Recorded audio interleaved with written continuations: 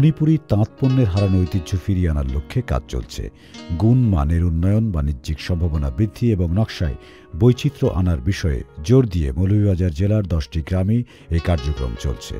সংশ্লিষ্টরা বলছেন, মণিপুরি তাঁতের ঐতিহ্য হচ্ছে খাঁটি সুতির সুতো দিয়ে কাপড় তৈরি। সে অনুযায়ী 100 জন নারীকে প্রশিক্ষণ দেওয়া হয়েছে। বিশিষ্ট ডিজাইনার চন্দ্রশেখর সাহা এদের প্রশিক্ষিত করছেন। তারা শাড়ি, ওড়না, মণিপুরি গামছা, চাদর, থ্রি-পিস, শাল, মাফলার ইত্যাদি তৈরি করছেন। বেসরকারি সংস্থা এগডো মণিপুরি হ্যান্ডলুম প্রকল্পটি বাস্তবায়ন করছে। এসব তাঁত পণ্যের ব্র্যান্ড নেম ময়রাং। সুখবর প্রতিদিন।